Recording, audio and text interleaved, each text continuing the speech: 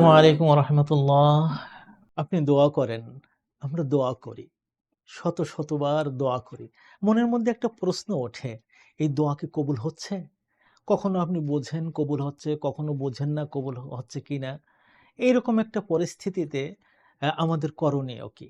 একবার এক সাহাবী আল্লাহ রাসূল সাল্লাল্লাহু আলাইহি ওয়াসাল্লামের উপস্থিতিতে দোয়া করছেন আল্লাহ তাআলার কাছে এবং দোয়া করার সাথে সাথে বলছেন, ইয়া যাল জালালি ওয়াল ইকরাম, ইয়া যাল জালালি ওয়াল ইকরাম, হে মাহাত্ম্য এবং দয়ার অধিকারী।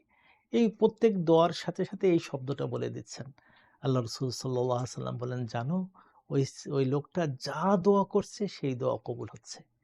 তাহলে আমরা যেন ইয়া যাল জালালি ওয়াল ইকরাম এই কথাটা বলি। আরেকটা আল্লাহ রাসূল এইভাবে শিক্ষা দিয়েছেন যে আমার ভাই ইউনুস যখন মাছের পেটে পড়ে বিপদে পড়ে গেছিলেন, উনি আল্লাহর কাছে একটা দোয়া করেছিলেন। লা ইলাহা ইল্লা আনত সুবহানাকা ইন্নী কুনতু মিনাজ জালিমিন। আল্লাহ, তুমি ছাড়া সত্য মাবুদ আর কেউ নাই।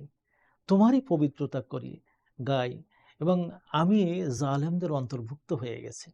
আমাদের নবী বলেছেন, যদি তুমি এই কথাটা বলে যে দোয়াই করো না কেন, অর্থাৎ আপনি এই দোয়াটা পড়ে নিলেন, পড়ে নেওয়ার পরে বললেন যে আল্লাহ তুমি আমাকে সুস্থ করে দাও, আল্লাহ আমাকে ঋণ মুক্ত করে দাও, আল্লাহ আমাকে রিজিক দান করো, আল্লাহ আমাকে জ্ঞান দান করো, যে দোয়াই করেন না কেন, আমাদের নবী সাল্লাল্লাহু আলাইহি ওয়াসাল্লাম বলেছেন যে আপনার এই দোয়া, এই মানে ইউনুস আলাইহিস সালামের দোয়া, ইউনুসের পরে আপনার এই দোয়া কবুল হবে।